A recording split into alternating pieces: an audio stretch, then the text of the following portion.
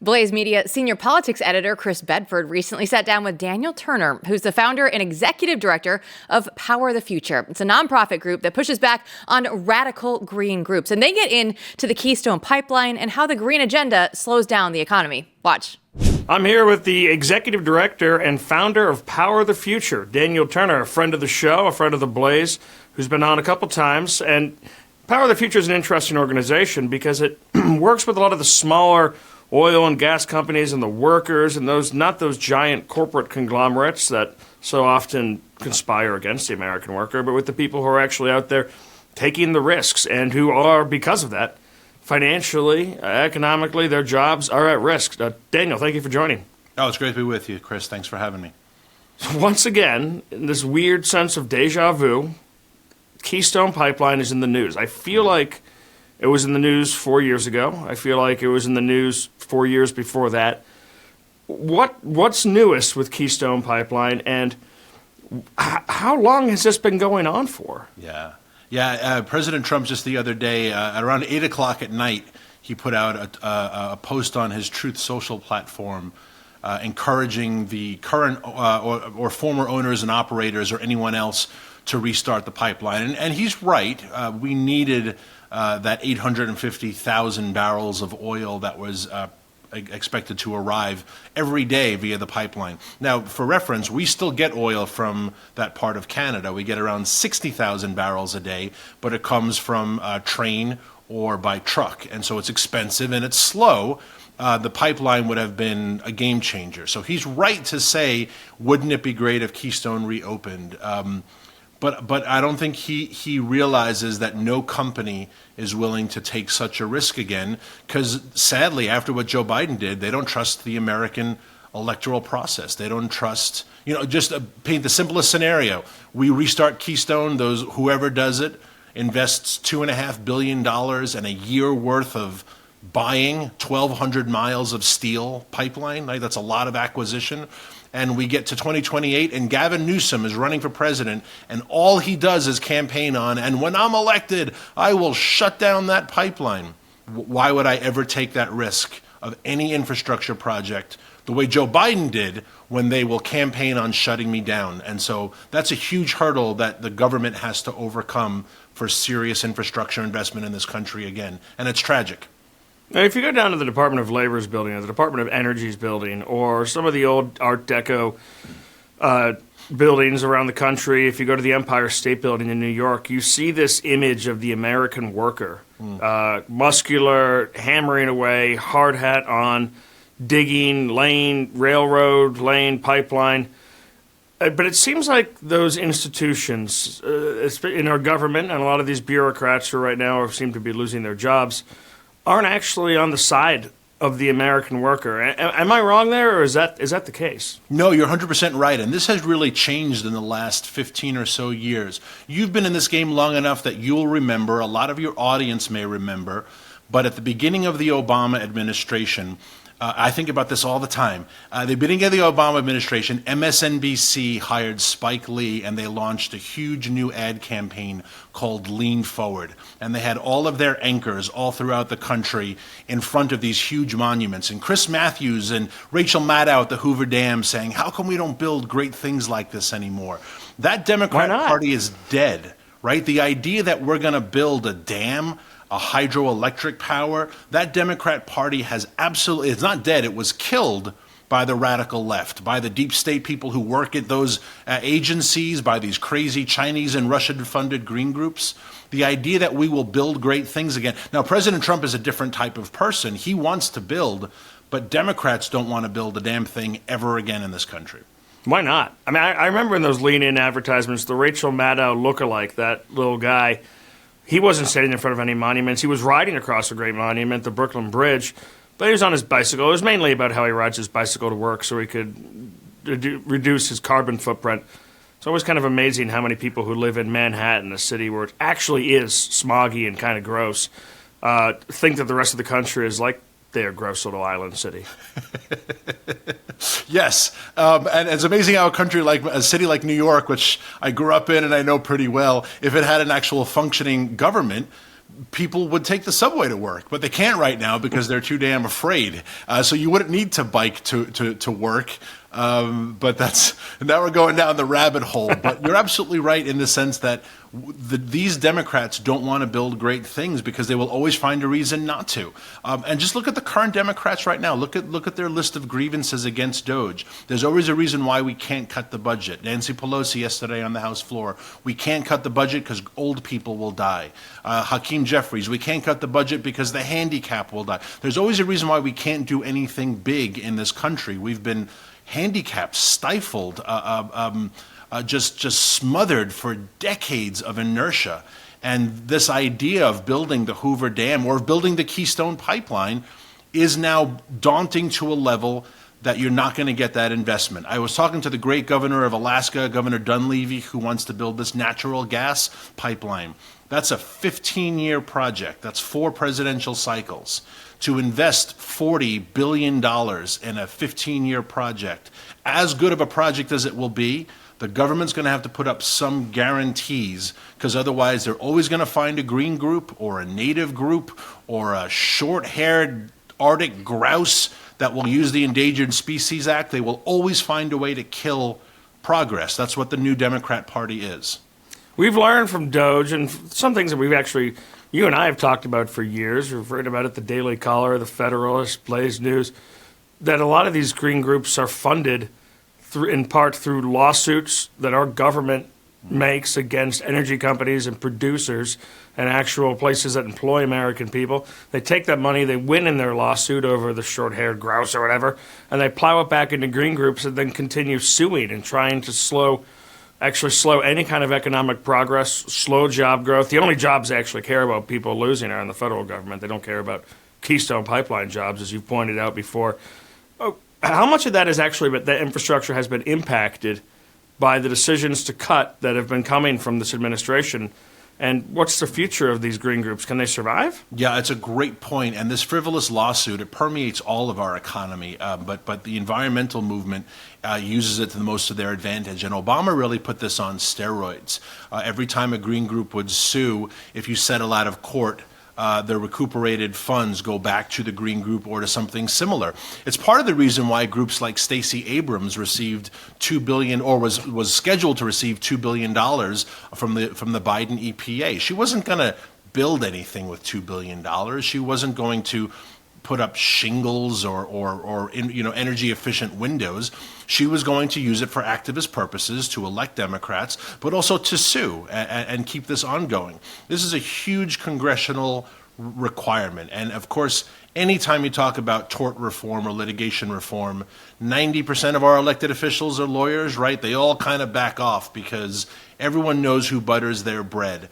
But until we have some sort of change in the rule, someone early on in the Trump administration, a couple of months ago, in one of his candid conversations with the press, which, by the way, I saw you do in the cabinet room. It was awesome. Congrats. That was fun. In one of his candid conversations, someone asked about loser pays lawsuits, and he nodded and he said, "You know what? We've thought about that. Loser pays. If the Mothers Against Asthma wants to sue for fake grounds and they lose, well, the Mothers Against Asthma should have to pay back attorney's fees, punitive damage, because we're stopping huge infrastructure projects in frivolous lawsuits. And there's always a sympathetic judge. There's always an activist court that will listen to these nonsensical lawsuits. And again, we stifle American growth, and that has to stop. How does a group like Stacey Abrams, who has no noteworthy expertise in any subject that I've ever seen her speak on or work on, get $2 billion? That's not Congress writing a law that says EPA give $2 billion to Stacey Abrams. That's just Congress saying, here's your money, EPA, and put some of that towards public programs and public health, and then they use it to justify giving it to everyone who they want, all of their friends. How does and what would you even do with $2 billion? That's just to sue people? Yeah. Seems like you could sue everyone in the world. California, one of the world's biggest economies, just put aside $50 million to sue the Trump administration, which seems like pennies in the money that the Democrats deal with nowadays. So how does that money get to a group like Stacey Abrams? Who's in charge of that? And Does it really just all go to lawsuits? A lot of it will. And just for perspective, we get so confused by budget numbers because we talk about 100 trillion here and 50 quadrillion for Ukraine there. And You got to come back with a quadrillion or I'm not listening. we lose perspective. But I put out on X a couple hours ago, I said, do you remember the ice bucket challenge and how viral that was 10 years ago? And everyone was dumping, and they raised money for a wonderful cause, right? ALS. That raised $115 million. Stacey Abrams got $2 billion, right? Just in terms of perspective, how much money $2 billion is. I talked to a former attorney general about this, and he said flat out, if you got $2 billion, you'd be in jail from the federal government. How do they get it is because every member of Congress, despite their political proclivities or their bias, they are smart enough to not pass anything stupid that's going to get them in trouble. So they have, $100 billion to promote green awareness tied into the Inflation Reduction Act. It's all a slush fund. And then they give it to the agencies to appropriate as necessary. And that's what DOGE is finding out writ large. No one ever appropriated $50,000 for a transgender puppet show in Mexico. What they did is they appropriated $100 million to advance democracy around the world. And they're like, who's against democracy? And then when the government agencies get their hands on this, they decide, well, I think transgender puppet shows advance democracy. So all Elon is doing is saying that this was the goal, this is the project, it doesn't meet the goal, it's gone, right? If Congress really wanted transgender puppet shows, it's so simple. You could bring a bill to the floor today for $50,000 for a trans, or you could bring a bill to the floor today. There are 2 senators from Georgia, Raphael Warnock right now could bring a bill. I want Stacey Abrams to have $2 billion. But even Raphael Warnock, as partisan as he is not that stupid. And that's how this slush fund of democracy has perverted our system and it's perverted the world, quite frankly. Where did this go off track? Because, there was a time where America's rivers were more polluted. I think a lot of the stuff is probably exaggerated. But, I grew up in Massachusetts where you could see the old movie where a chemical company gave everyone in the town cancer. There's got to be some kind of a pushback for that and a willingness to clean up the air, the smog in Los Angeles, clean up the waters, make it so you can swim in the Potomac again. But what kind of capture took place to make it so that this went so far off the rails it just became, literally carbon, the output of life, is now a pollutant. Yeah. It just shows you how sciencey the scientists are. Well, you are absolutely right. And you go back to even, images of the 70s and how they've made fun of it in movies, right? In the movie Anchorman, Will Ferrell's eating and he just throws it out the window. Pollution was commonplace. Dirt was commonplace. Joe Biden talks about growing up in Scranton and how you could go out and wipe your finger across the windshield. I wasn't there. But I'll buy it, right? For once, I'll believe Joe Biden. But rather than look at that and say how bad we are, why don't you look at that and say how far we've come? We have cleaned up waterways. People are fishing in Jamaica Bay between Manhattan, between Queens and Brooklyn, where I grew up, right? The Potomac is getting cleaner. So we have made great progress. But in that process, anytime there's appropriation of money, the left will get their hands on it. And everything the left gets their hands on, they destroy. Universities, the Boy Scouts, Holy Mother Church. Anytime they get their hands on a pot of money, they will use it towards their polluting agenda. And that's why for too long, my entire DC life, we've argued about who's going to manage. And I think now we're at the point, especially with President Trump and Elon Musk's effort, it's no longer about managers. It's about dismantling. No one should have the money again. The states maybe, but the money should not be there ever again because we can't trust the people to manage it properly, and that's the way to go.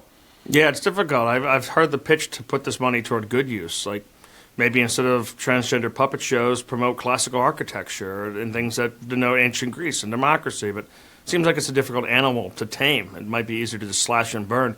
But the money's not just coming from government, and it's obviously these billions and billions of dollars from the green groups that always pretend to be fighting the juggernaut. They always say that they're the underfunded people when actually they're the most funded. The scientists, if you question them and as a scientist, you lose your funding. It seems like it's the opposite. But it's not just coming from government. It's not just coming from aging hippies mailing in $50 checks. It also seems to be coming from some of the biggest global energy companies on the planet. Whether it's natural gas versus coal or gas itself versus natural gas? Who are some of the players in the big corporate sphere? And are the oil and gas companies even on the side of oil and gas anymore? Well, it's going to be hard for me to name names and still be alive tomorrow, but I will say this. Power of the Future always represents the little guys, and the little guys produce 80% of our energy. Most of our oil and gas, most of our coal comes from family run. Now, they are wealthy, no doubt, and they're successful, but there are thousands of small mom and pop Chris Bedford Oil Company that grandpa started in the 1920s, and they employ 400 people. The conglomerate of that is who powers our country, and that's the case across the board, right? And that was some of the pushback on huge corporatism writ large. Would you rather have this giant big box move in or the 15 little mom and pop shops, et cetera? Ongoing argument in economics. And clearly there are multiple players in that, but I prefer the small mom and pop shops, no doubt. I think they create the middle class. Yeah, absolutely. And so the problem with the big dogs in any corporate environment is that regulation, government action, they absorb it, right? I mean, if you pass yesterday the House and the Senate repealed the methane tax, huge rule that Joe Biden put a tax on the natural gas industry. We were all paying more for it, right? Because all taxes get passed on. But the small mom and pop shops were the one getting killed. The big dogs were fine with it. Why? Because they can pay a little more in taxes, and they'll just buy out the mom and pop places, who can't afford the new tax. So they're thrilled. They're like, oh, Chris Bedford Oil can't pay? Too bad, Chris Bedford Oil. We'll buy you at 80 cents on the dollar. And that's what's happening across America in all industries, agriculture, farming, drug stores, hardware stores, and energy is just the same. So what we would want and what Power of the Future advocates for are policies that push away, a lot of this regulation to have more small companies rather than fewer big ones. The Democrats are the opposite, though. Ask Elizabeth Warren about banking. She'll tell you she wants to fight the big banks. Her whole career has done nothing but make fewer, bigger, wealthier banks. So the things they advocate for are actually not the results they ever seem to get. Yeah, the sad reality of Chris Bedford Oil is my family sold thousands and thousands of acres of unfarmable black goopy land in Texas in the 1890s. Turns out that was oil. Maybe we should have held on to that. And then I could, be a major donor to Power of the Future. Daniel, where can people follow you on Twitter? Because you have one of the spiciest, best accounts I've ever seen. Oh, well, thank you. I appreciate that. Daniel Turner, PTF for Power of the Future, on there and across all platforms, or on powerofthefuture.com. And love talking about these issues with your audience, so thanks for having me.